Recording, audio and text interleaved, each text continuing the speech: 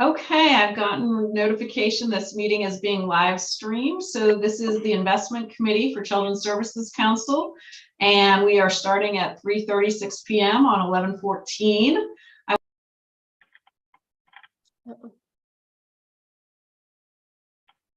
Did we just? I think we did. Good afternoon, Patrick. How are you? I'm good. Crazy running. Just left a meeting. How are you doing? I'm doing well. I can only imagine. Let's give it a minute or so. Hopefully, Liza's been able to see on her end that she got kicked out of the meeting, and hopefully she'll join us here shortly. I think we just lost Jacinta also. I see that too. And it's actually a pretty day outside. Can't blame it on the weather this time. Oh, there we are. All right, quickest meeting ever, 1 minute. No. So welcome everybody again. And I see we've got another person joined us, so that's perfect. So we're, again, November 14th, a meeting of the Investment Committee for the Children's Services Council. And myself, Scott Fennell, and Patrick Scott are here, representative. And we've also got from the Children's Services Council, our CEO, Sika Rose Green, welcome. Our CFO, Dina Snyder, our new evaluation coordinator. I hope, Stephanie, I'm giving you a correct title. I'm not sure I got it exactly the way it should have been. I think that's probably close enough. Program Accountability and Research Manager. There you go. Very good. Thank you. And thanks everybody for joining us. We'll go ahead and dive in. We've got a fulsome agenda today. And I'm gonna, although we've got a committee members and we've got staff, I'm just going to, because this is a small group, let anyone at any point, please feel free to lean in on conversation. So this is technically our call to order. Jacinta, if I could ask you for a formal roll call. Mr. Scott Fennell. Scott's here, he's on mute. Okay, Mr. John Grayson. Sorry, yes, I'm here. I apologize. My office phone was ringing the same time you said my name. Threw me off. Mr. Monday. John Grayson. Mr. Scott Ross. Mr. Patrick Scott. Present. Ms. Sika Green. And Ms. Liza McFadden. Here. Present. Okay, very good. And thank you everybody for joining us. We have an agenda, and before we get started with that, I'm going to ask for a motion to approve that agenda. So moved. Thank you. In a second. No, Patrick, you're driving. I'm making you do difficult things. I'm going to say you seconded. Second. Thank you. Second. I appreciate that. Okay, Jacinta, was there any public comments before we get started? There's no public comment at this time. Thank you. All right, so we're going to first off review the investment priorities we set at the first meeting that we had, which, you know, were pretty stable and things you typically see in an IPS, which are safety of principal, maintenance of liquidity, and return of maximization. And so I'm probably not going to dive into that unless anybody wanted to review that conversation. All right, good. All right, so now the second piece is in regard to terminology and the usage of reserves, and this is going to take a little bit more conversation. And I think what we could do is there are on the when you work with IPSs, there's usually like 3 or 4 different ways these can be named. And on the agenda, it has use of reserves, and it mentions general, contingent, disaster, or catastrophe. I also know some people use the term emergency. So I'm going to try to get us all on the same page by reviewing each of them and what, at least from a perspective of what I've worked with in the past, how I usually see those happening. So emergency funds, typically being those that are exactly what it says for emergency. I know the county sets aside, I believe it's 3 to 8% for a situation like that. Then there's catastrophe / disaster. And we can talk about whether we need those funds or if we wanted to set up a very small amount in a disaster fund. Typically that is referring specifically to a natural disaster. A lot of times groups do fundraise around that. I'm on several boards, Florida State Parks Foundation being one, where we don't really set aside funds for that. We vote as it comes up. But I know other groups do. They maybe set aside a very small amount, like a 2% or a 1%, and have those funds for overtime. And if we have to set up a website to help with fundraising, that you have like a small amount started and then you fundraise the rest. So that's, I'm just kind of walking through what I've seen other groups do. And then of course, contingency funds. And usually contingency funds are set aside for, let's say, mid-year situations that come up. I think in our case, I could see contingency funds being necessary for potentially state or federal matching dollars that we don't anticipate right now, but that could come up particularly for Head Start or something. And then of course, unexpected mandates that, happen, or unexpected issues that happen can fall under contingency. And I've seen contingency funds really range in the amount set aside for those. And sometimes auditors, recommend an amount, and sometimes boards feel very strongly about that. So I'm sure this is an issue we would want to take back to the full board, no matter what happens with the discussion here today. So I'm gonna open up the floor just to see, were the way I described how I think of the definitions similar to what everybody else believes? Because that's probably the most important thing, is for us to get the terminology straight and that we're all in agreement with what we're talking about when we talk about reserves here. Yeah, this is Scott. I want to make sure I understand. So with emergency funds, that's really for, I'm asking, I'm going to make it like a statement, but it's really for times or periods where maybe we need outflows, but based on the timing of how revenues come in, we may need to go into that fund because we're not getting those revenues. Is that what emergency versus contingency, which is something that's not known at this time, that we will need to have an expenditure for? Does that sound right? So I think, Scott, and I'm with you, I've always worked with groups that have a disaster fund or catastrophe fund, and then a contingency fund. And I have not worked in instances where there's a separate emergency fund. Okay. I don't know. Patrick, do you have any thoughts on that? Yeah, very similar, because when I think of contingency planning, right, it's more of a bridge for unknowns, as you said. And the contingency, or I look at it just a more, kind of like a longer emergency fund, right? Where emergency fund like in short-term cash capital, contingency I'm planning for anything that can last beyond a short period of time. So pretty much really coming from that similar bucket, or some kind of an insurance strategy almost. So really would love to hear that defined definition there. Mm-hmm. I'm wondering, to keep it simpler, if we might want to focus on two groups of conversation: a disaster / catastrophe and a contingency, unless somebody feels strongly about having a third of emergency. But I think the three is an awful lot to. I agree. That's kind of what I was getting at, wondering what the real difference was between the two. And, as time goes on, if we get more complicated in what activities the council's undergoing, we can maybe look into adding something that we need clarity on. But I think the simpler, the better when we're starting out. Okay, so let's dive into each of those then and see if we can come up with, doesn't need to be perfect, but a way that we define it when we bring it back to the full council that they'll understand. I don't really have a preference on catastrophe versus disaster, but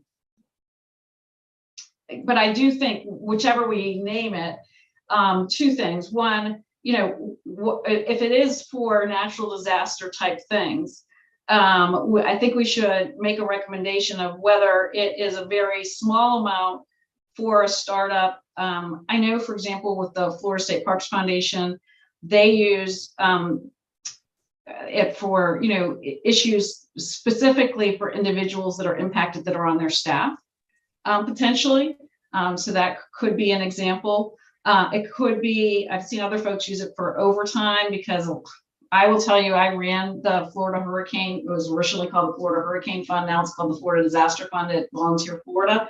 And we worked all weekends and, whatever, when this stuff happens, it's 24 hours a day. So overtime kind of situations, setting up new websites, things like that don't take a lot of money. And then the money starts kind of flowing in, or the board can move money aside from contingency if it really needs to. But this, to me, is a much smaller sort of startup. That's, I want to make sure we all agree that that's kind of what we're talking about under disaster. Does that make sense? And so, Liza, if I can jump in, just talking with other CSCs, when you're looking at kind of the disaster, catastrophe, natural stuff that goes on, a lot of times that funding is used to set up things like, for lack of a better term, a pop-up preschool, or it might be money that an ELC or that funnels through the ELC for some of the childcare facilities that might need to pop up or get back up and running because of parents. So while I don't expect that we would use it for staff, all of our staff is exempt. I always get those mixed up, but we are not overtime eligible as far as the staff of the CSC. But I could see that possibly supporting some of our programs that may be operational. And let's say a catastrophe comes in and, I don't know, knocks out their location. So we could use some of that funding to help them find a temporary location. So in my mind, it would be things like that when we're talking about disaster, catastrophe, anything like that. Yeah, I, have with and I would want to be careful with Volunteer Florida. They also use their funds for helping with preschools get rebuilt and that type of thing. So I think we really, whatever we come up with as a disaster plan, that's why I was thinking very small, because I was hoping we would leverage first and foremost those funds before we would go toward using Children's Services Council funds. Right. And we would not be in a position as the council to do fundraising. However, to your point, lots of other organizations would. I think ours would be more of a bridge funding. So where Volunteer Florida might use money to help rebuild the preschool, we wouldn't be doing that. We'd be using money to help bridge whatever needed to be done as they look at whatever the long-term solution is. So it could be, I don't know, paying teachers to come in because the regular teachers are trying to deal with their own type of personal situation. So definitely, I think we're on the same page with it when it comes to thinking about how would that money be used. Well, I think the big question is, how much do you set aside for something that might not occur over a long period of time? And, or are we just putting aside a tiny amount with the idea that the board can move funds from contingency at that time? But that there's something there. And you're right, maybe not staff, but let's say you need a contractor to quickly build out the website or, things like that. That's why I was thinking more of like a very small percent, but I agree, it should not be a large percent, keeping in mind that we are not South Florida, or even Central Florida for that matter. And yes, I know Ermine came through, I get that, but we also didn't have any facilities that were like completely raised, like we had preschools that were completely knocked out or anything like that. So I would agree with you. I don't think that percentage should be very large at all, because to your point, the council can come together at any point and decide they want to move money from whatever pots those monies are allocated at any time. for whatever, as long as it's within, what's in our statute. So absolutely. Mhm. I'm going to say something that I'm not going to like saying, but I'm going to say it out loud. Sadly, we're a city more targeted for a 9/11 type of a disaster, potentially, that we would have to be concerned about as well. And so that's why instead of the word disaster, I almost lean toward catastrophe, because I'm not so, it may not be a natural disaster we end up facing. It may be some other type of crisis that we can't even imagine right now. That's true. Catastrophe is a strong word, but it's, I don't get tied up in words. I'm a numbers person. So I think wherever everyone wants to go, I mean, I kind of was thinking through that it'd be man-made or natural disasters. We call them catastrophe fund. I agree that it doesn't need to be a large amount of money. I think it's there for some sort of immediate response to something that happens, whether that's a programmatic activity or something that needs for operations, like you said. Liza, something where we might need to set up a website to direct information to people.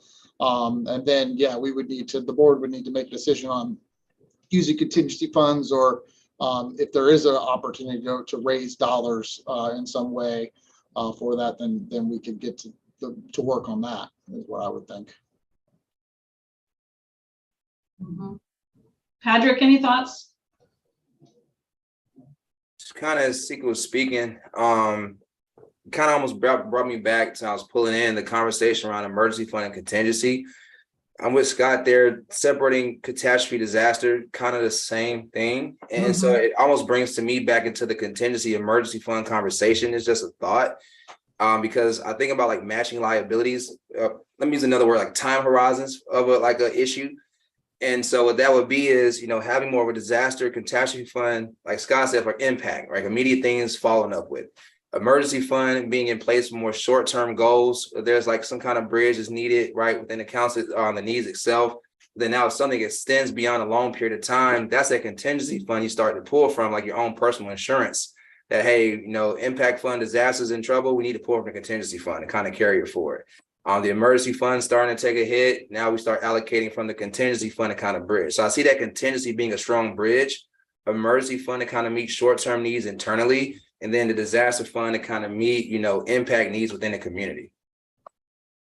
Just kind of what was popping up as I was listening there. So are you leaning toward 2 or 3 reserves? So kind of like almost like 3 funds almost. But if that can be combined, absolutely. But just, hey, the disaster catastrophe being the same exact thing. Emergency fund is kind of for short-term things to tap into right away. And then that contingency fund is kind of being almost like a personal line of credit almost for extended issues beyond what the emergency fund or impact fund can't handle, which is kind of just was popping out of my head. Okay, so we could do it within 2 and just kind of like define within the disaster catastrophe fund, whatever we end up calling it, that short-term emergencies is a key piece of that purpose of it. Sure. And then the contingent, and then the contingency, I think we all agree, these are for longer term, unexpected things, match requirements. I like your timeline horizon idea on the disaster. Those kind of things would fall under that. Absolutely. Merging. Yeah. So now we need to talk about what are the thresholds that we want to recommend percentage wise for our 2 funds. I can say, and having done a little research, I know I've seen that, that disaster thing as, if you're just kind of holding like 2% pretty low. And then for contingency, I've seen that range, those ranges are much broader. Especially if we think, and I know we will this year, Sika, we're going to be doing some mid-year issues. So you're going to be pulling off of that contingency fund, I would assume, depending how quickly this gets set up. Possibly. So what we would be doing so I'm thinking January, February, we'd probably be doing a budget amendment anyway, just to realign categories. So right now we don't have any kind. The only thing we have is reserves. That's it. It's just the 5% that the council approved. We don't have any other funds, any other like reserve items, except for just a miscellaneous, which is just your contingencies within the operating budget, not your reserve contingencies. So once the policy is developed and those thresholds are put in place for these two funds, we would go back in and realign the budget according to the percentages and pulling those percentages out so that they reflect in our reserves. So right now what we have is just the general reserves at 5% of the ad valorem tax that we collect, and that's all we have. And Sika, how much do you think on that are you gonna need to, in the budget, the way we have it right now? So if you amend the budget, you're not gonna need contingency funds, but you need to amend the budget. That's what I'm hearing. Yeah, because we already know that money we were supposed to spend last year for furniture and office setup didn't get spent before the end of the fiscal year. So we're going to have to amend the budget so that we align our line items correctly. And it would be the perfect time to go ahead and amend so that we can put those percentages into these two reserve spaces. And then determining whether that's just on top of the general reserves that we currently have, or would this replace that? Now, my understanding of the general reserves initially, that 5%, was that we would keep building the 5% annually until we met what the auditors thought were, typically what you would want for I'm going to call it a contingency fund. Right. So right now, we just have a vote in place. It's not a policy. It's just the vote that the council said we're going to hold back 5% reserves. I think the words that have been used is if we needed to use it for some programming and such, we had it there. From my point of view, our reserves also need to be in place in case for some reason, let's say ad valorem tax can't be collected when it normally is collected. So we have to have a way to ensure that our staff is paid. So the 303,000, I think it's about 309 that's in there now. We'll put another 350 or so with it. So at the end of this current fiscal year, we'll have about $750,000 that is earmarked as reserve.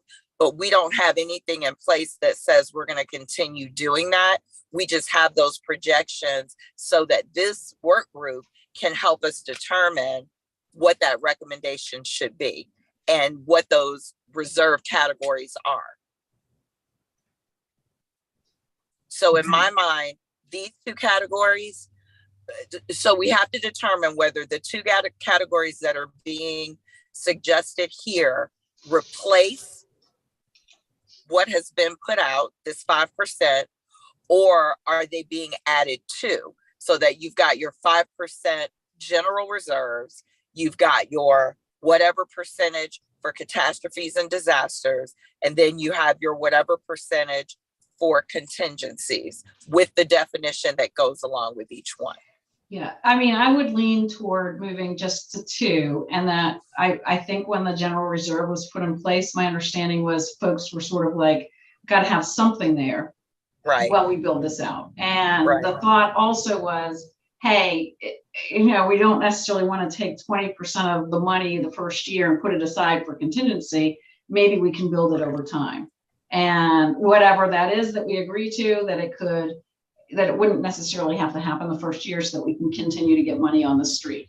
So and that's really for Patrick and Scott to know that that was sort of some of the thinking that the board had at the time. So I think right now, with this committee, there is an expectation that we're going to come back with some recommendations on how to do this. That sounds good. And then, so from an operational standpoint, part of what Dina and I do is look through to make sure that we've got that carryover that goes from the end of September 30th into October 1st that deals with any operational cost that will carry over before we get the ad valorem collections for the next year. Ideally, as we move forward, we want to try to empty out, funding except for what's in reserves, except for what we need to operate, so that we are getting as much funding in the community as possible. But we'll always hold, look, I don't want to say the word reserve, but we will always have carry forward that gets us through the first quarter, the first 2 quarters of the year, understanding that ad valorem tax collection won't start till November or December. Okay, so just to get the conversation moving forward, why don't we start with the first bucket, the catastrophe disaster one that's going to be the short term, and I'll throw out 2% and then open for conversation. Then we'll move to the trickier one, which is contingency. I had a quick question, because that's exactly what I wrote down was 2%. But then I realized that we're talking on an annual basis. So we're budgeting 2%, correct, of the annual for these funds? I was going to suggest keeping it at 2% overall annually, not 2% growth rate. Okay, so we would put, if we had 2% of operating budget still unused in the disaster catastrophe emergency fund thing, we would not put additional dollars in future budget cycles, you're saying? Oh, my thought was keeping it at 2%. So if over time that our budget grows, we'd always keep it at 2%. Okay. So yeah, because that's what I was going to ask. What are we going up to? So you're maintaining 2%, whatever the budget is. We're going to either inflow new money in a budget cycle to maintain 2%, assuming the budget goes up. If we go into a situation where the budget reduces, we could not put as much money or cycle some money out of that fund into the regular operating budget, maintaining 2% each year as we budget. And then, okay, that works for me. I think 2% is a good number for that. Okay. Patrick, I see you nodding your head. Okay, awesome. All right, here's the harder one. Contingency, because I've seen that go. And okay, this is where I might lean on you guys, because in nonprofit world, it's done very different, because we don't necessarily know we're going to have the recurring amounts exactly every year that you guys do. So our auditors usually come in and say 15 to 20%. I don't know if that's high in state government. So I'm going to lean on you guys to tell me what you see in state government, because it's probably different than what I know from nonprofits.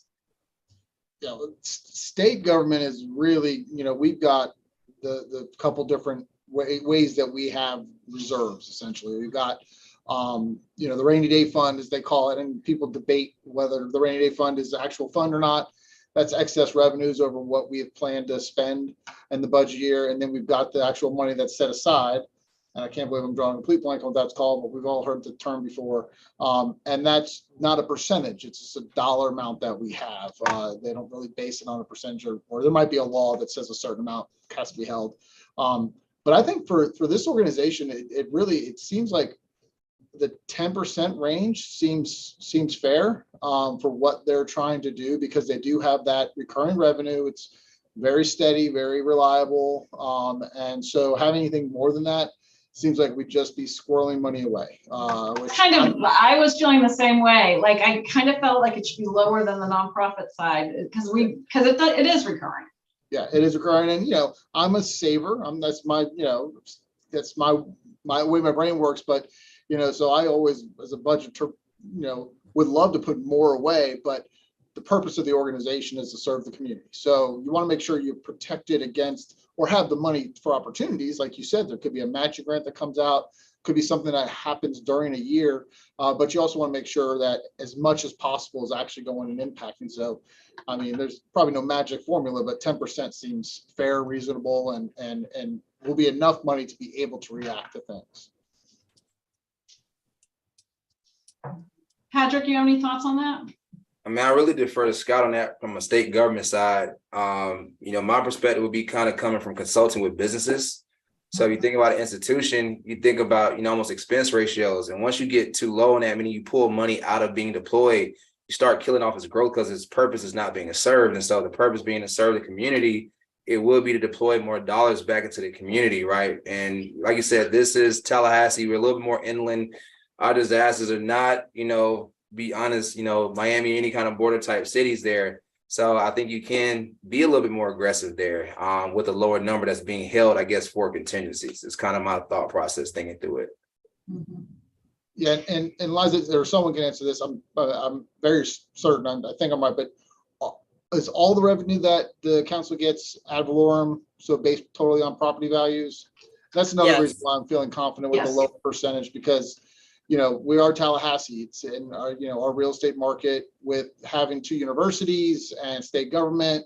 You're not going to have, besides like the 08 situation, you're not going to have some huge drop in Sure. what the value of properties are. So the whole county should stay pretty standard on what they Great do. point. Okay, well, I kind of am hearing 10% that we agree to. I think, moving forward, I would love to know what the other counties do as a percentage match for their Head Start programs. I know that that's where most of their matching funds go. And we can forecast that into the future. We don't necessarily need that right now for this conversation, but I think it might be something moving forward we should pay attention to. Okay, so great. Let's see, internal and external investment process. So, Liza, yes. I do have a question. So with the 10%, like with the 2%, it was maintaining 2%. With the 10%, are we doing 10% of the annual budget or 10% maintain? I'll tell you, so again, I am a neophyte when it comes to this, but I was thinking somewhere between 10 and 15%. So that is totally on par when I look at our other CSCs and what kind of contingency reserves they have. They employ a lot of people, and where they are in the state, some of them are as high as 27%, which I think is way out of the park for us. So I'm okay with that. But just trying to clarify, is it annual or is it maintained? So on this one, I would suggest an annual, and that we come back and look at it as a group on an annual basis, because this is one where if we pull a lot of money one year, it's going to hugely impact the thoughts that we have on this. And if we get a great opportunity to match funds, also, it may hugely impact that, where we say, oh, we know this giant grant's coming out. If we don't have X set aside, we're going to be in a, so on this one, I would recommend that we pass it with a recommendation that this group annually advises the board on the number, versus with the other one, I'm way more comfortable saying it's a 2% recommendation. This one, I'd like to say it's a 10%, but with a recommendation that this group come back annually and make and look at it and make a recommendation back to the board. With me. Same. Because I feel like this one could end up getting changed. To your point, as you grow, and Miami's at 27%, they're probably doing that because they're drawing it down for some cool things. Right. Yeah, I think you're right. I think it's going to depend on the scenarios, and yeah, they may already know they can't identify what they are, but they know they're going to have 27% or 20% opportunities that are going to come forward that they will need those funds available. And so it makes sense for them. And maybe we'll learn 10% is nowhere near enough. And we've got to up that amount to be prepared throughout the year to do what needs to be done. So yeah, I think that's a good recommendation to add. Yeah, thanks, Tika, for bringing that up. A great point. Okay, so we'll move on to internal and external investment process. Internal, and Dina, I might lean on you for a minute here to talk about, just to give everybody, so we're all on the same playing field, and I think I know the answer, but can you just walk us through the types of accounts we currently have? Is it simply regular checking and regular savings, and do we have money market? Can you just walk us through what we currently have? So right now, Liza, we only have a regular checking and savings bank account. We don't have any money market set aside at this time. That could be, oh, I'm sorry. Actually, we do. We have a checking and a Right. money market, not a savings. Savings, okay. So most of our money sits in the money market, and we maintain a balance in our checking account of about $160,000 on a rotating basis. Okay. And how comfortable are you if there were other ways to invest? How comfortable are you, Dean, in doing that? Or are you more comfortable with most things outside of these very traditional things moving to an external process? For right now, what we have in place has been working, but one of the things that we're looking at again is considering as we grow, it might be beneficial for us to have an external investment process so that we can actually get to the point where we're getting more money into maximizing our influx of funding with external investments. Correct. And we're going to talk about, I really think we need to move to external, but I was just wondering, like internal, I know some groups, you know, the state does some things internally, some things externally. When I work with nonprofits, they'll do like, okay, we're going to handle, I think you might do Florida Treasury stuff at the county. I think they do that internal versus putting that as part of their external. So that's what I'm trying to think about. If we want to have the internal simply be what you guys are doing now, checking, savings, money market, and everything else external, or there's some buckets that you feel like you would want to handle internally. So I'm going to jump in here because I was an English major, which should answer that question. I was an English major too. And I do not have near as much savvy when it comes to investments in the market as Liza now does. So I think we would only want to manage internally our regular banking. That's going from money market to checking and back and forth. Okay, that's what I wanted to know before we got into this conversation about external. That's all we want to do. We would be leaning on an external advisory group, which I think is part of what we'll talk about as well, some sort of RFP to deal with any external investments. Yep. Okay, that's what I wanted to know. I was really trying to understand what your comfort process was and what are the things you guys wanted to do. So that's super helpful.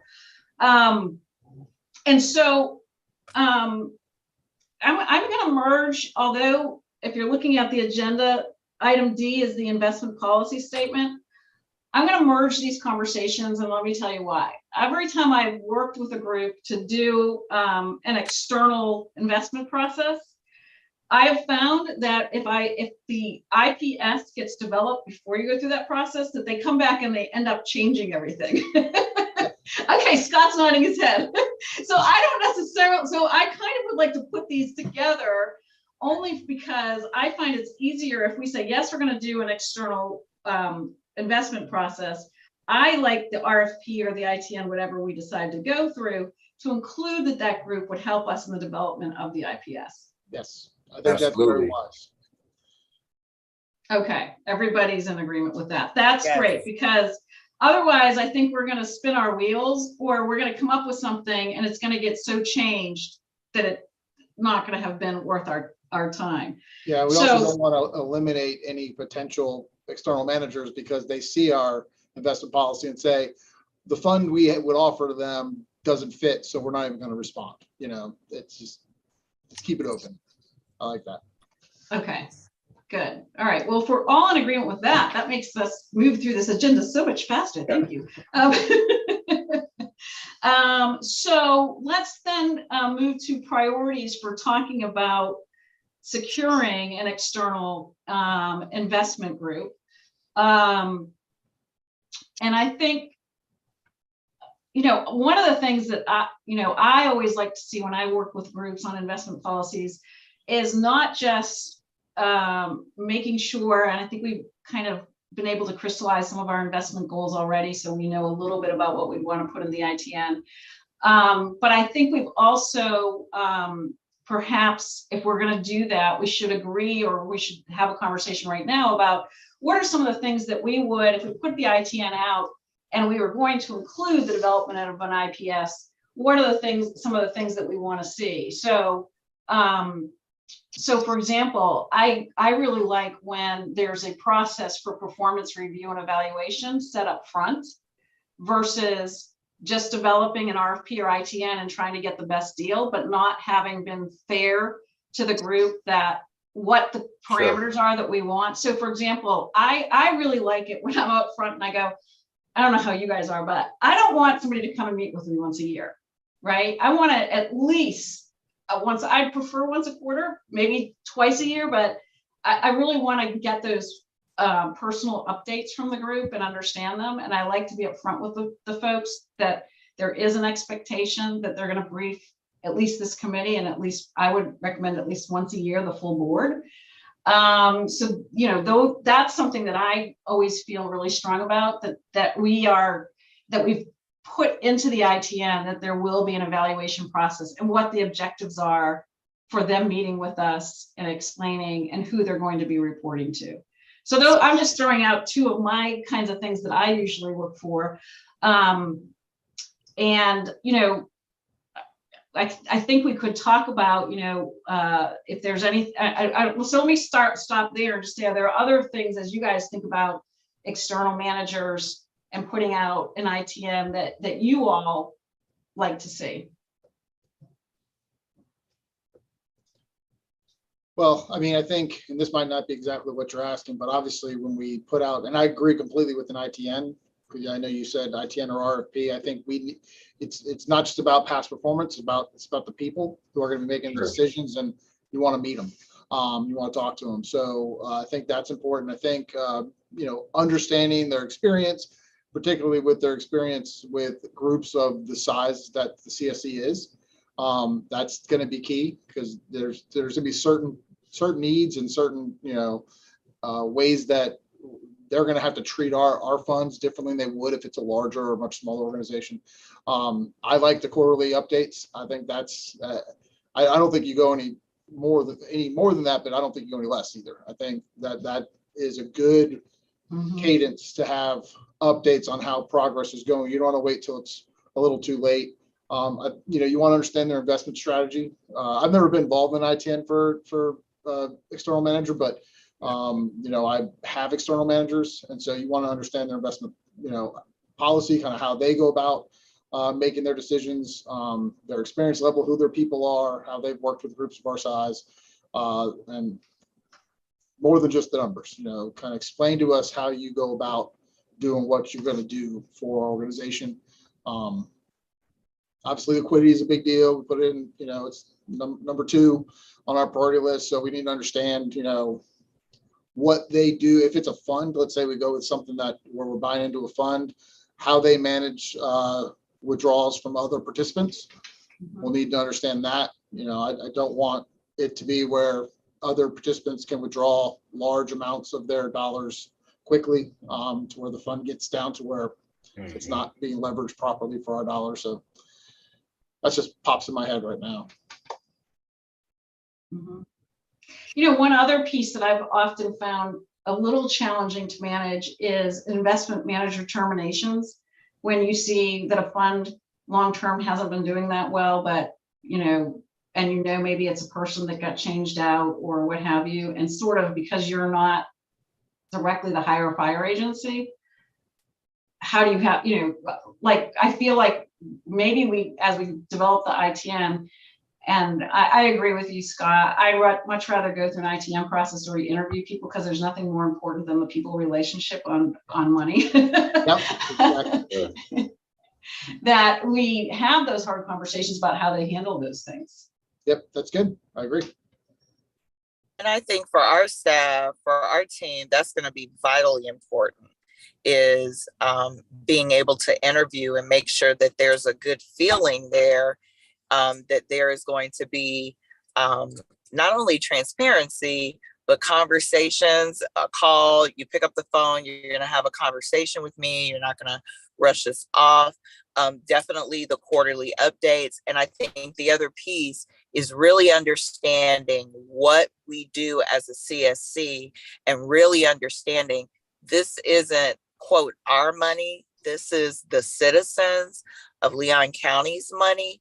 And so there is an understanding of them making that decision and why we need this to grow and why we're investing it. We're investing it so that we can put it back into the community, not so we can, personally gain from the funds. So what I think might be one of the trickier pieces of this particular ITN is this. I've talked to several large banks who have told me there's no way in heck we're gonna bid on this because it's not enough money. And working with governmental entities, they change stuff. We make one mistake, it gets totally screwed up. So I think we're gonna have to be fairly broad, in looking at who would apply and also, and I don't know, I haven't been through a state government one of these before, to the extent that I'm making this up, a Florida class and somebody else might work together. I'm wondering if there's a way to articulate that in the ITN, because we may not be able to get that many big banks to bid on this. I don't know, Scott or Patrick, if you guys have thoughts on that. I agree with you. I'm sorry, Patrick. I agree that I don't see any large investment managers or banks bidding. That's why I keep referencing a fund because I think that's where we're going to end up. I think that's the only way we're going to end up getting someone that can do what we need them to do and provide liquidity. And I think it was a wise decision not to go with the internal manage. I can tell you now that's a complicated process and there's all kinds of costs that are associated with it as well. So I think, I'm wondering if we couldn't do, and I'm going to get a little government on us, but a process like a request for information that we send out and first start off with what do you think is out, what's out there? Tell us what's out there. And that could help us build the ITN. I know we do that when we don't know what we want to ask for. We know we want something, we don't know what to ask for. And so you send that out and let everyone come back and say, this is what you need. And then we can build on that. I like that. Holly, we made you go through that process before. Yeah, I was just going to say it worked out really well. We did the RFI. We had about 6 responses. It confirmed in terms of the other project that there was firms that were in our price range that were interested, but it also let us know kind of what the parameters were and who might be interested in bidding if we had a certain kind of price tag on it. But for us, the purposes of the other RFI was to really determine, can we do it for the price we want? So I know that this is a little bit different, but because we did the RFI, we were then able to do I'm not going to say a simplified process, but we were able to do an RFP instead of an ITN, but we still incorporated that managed RFP so that we still had interviews. We still wanted to make sure that that was part of it, and we just built it into the evaluation structure. But it streamlined the process a little bit so that we were able to accomplish in a little bit quicker time since we did the RFI. And I think this may be a great idea that, I'm sorry, Patrick. Go ahead, let's break it up. You got it. I was trying to let you come through, started breaking up. Go ahead. Go ahead. Okay. No, I think the other reason why this may be a great idea is because we are talking about a relatively small amount of money, comparatively speaking. And so this could help us really hone in on those firms that would be doing it almost as a part of a mission versus making the money. Or the converse of that is if it turns out that we can sole source it, given the parameters that we have, then we can make sure that we are only looking for advisory firms that can partner with the organization that I think came up earlier, can partner with those funds that we know will speak directly to our need and save everybody a lot of time. So back to the size piece, I was going to ask from a numerical standpoint, like you said, 350,000 a year or so, roughly. Looking at like, what is that number annually? Well, so here's the thing.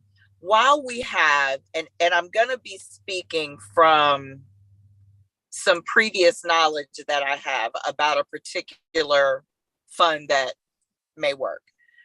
While we have the reserves, and we absolutely would be investing that, depending on the type of fund, we could feasibly put a huge chunk, like 2 million, 3 million, 4 million, 5 million into that fund, as long as we have the liquidity and the ability to get it within 24 to 48 hours to fund our investors, because we would want most of our money sitting there so that it's getting, you know, Well, you know what what I I'm was trying kind to of say. asking that for also, I know Liza had mentioned like, you know, terminating based off of, you know, say performance or underperforming funds, et cetera, managers. Also, I guess one thing to think about too is just, you know, long term, there will be continuous cash flows going into this fund. So there also needs to be some process for outgrowing somebody also, right? Because you may start with somebody who's appropriate for the size, but as continual cash flows come in, maybe we've gotten to the point where they're not the appropriate manager, but we haven't, you know, procured that process of what it would look like to exit and look at somewhere else. So also think about just a complete kind of transition plan needs to be placed in terms of just not just firing, but maybe, hey, we've graduated to kind of move on somewhere else at this point. Yeah, I actually, I didn't say it out loud, but I had time horizon as one of these objectives that we should include. And I think that's what you're saying. That's a great point.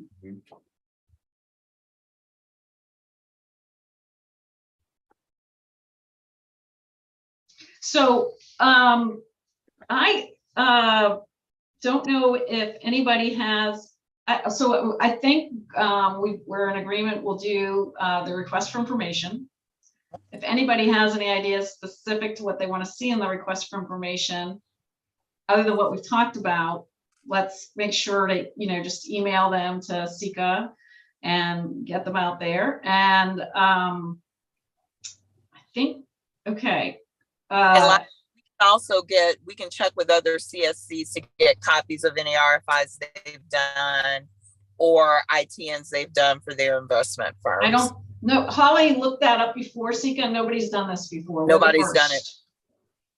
Yay! Yes. Watching out for everybody's money. All right. So we've gone through the schedule of activities.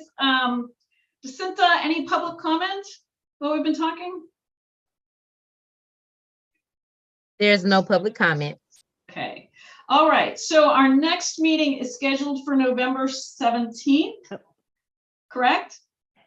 Our council meeting, our next general council meeting is the 17th, where I'll be giving an update to everybody on what we've just discussed. And then we need to set a meeting for the first week in December. I don't know. I think given everyone's schedules and how tough it was to do this, I'm gonna recommend, Dina, if you don't mind, that you send out a monkey survey or whatever is your favorite software for figuring this stuff out. And I will, Liza, and I'll try to, the reason why we're trying to push for that first week is because we would like to potentially present our doodle poll. We'd like to potentially present drafts of the policies based on the recommendations that were made today. And since we have our council meeting in December scheduled for, let me see, I believe I wrote that down. Well, let me jump in here while you're talking, Dina, because I think what we decided was that instead of trying to do the IPS, we would work that into the RFI and then eventually into the ITN for that we issue, so that company would help us do that IPS. Am I correct on that? Yes, you are.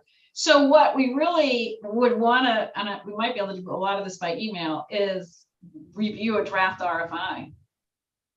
Okay. I think a draft RFI, and then I also think using the information that we discussed today regarding a reserves policy. I think it's a draft reserve policy, taking into consideration what was discussed today.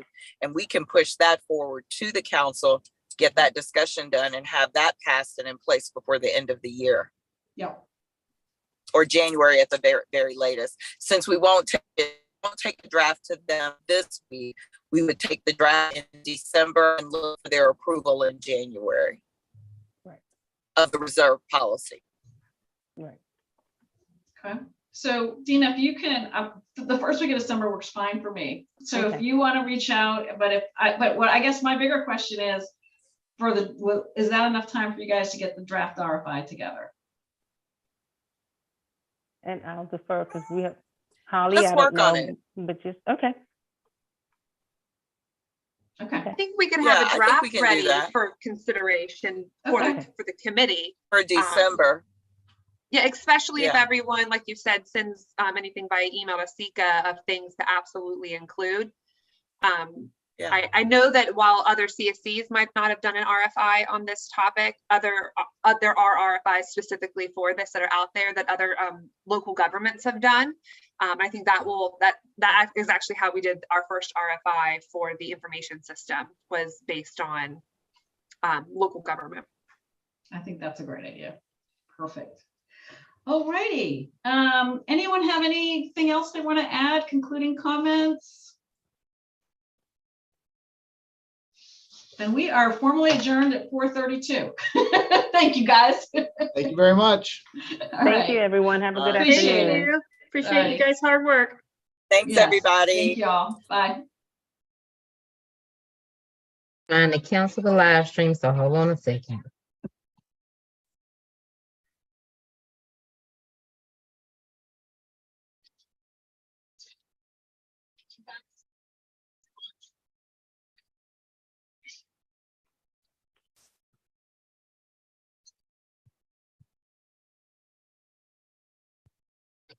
Live stream.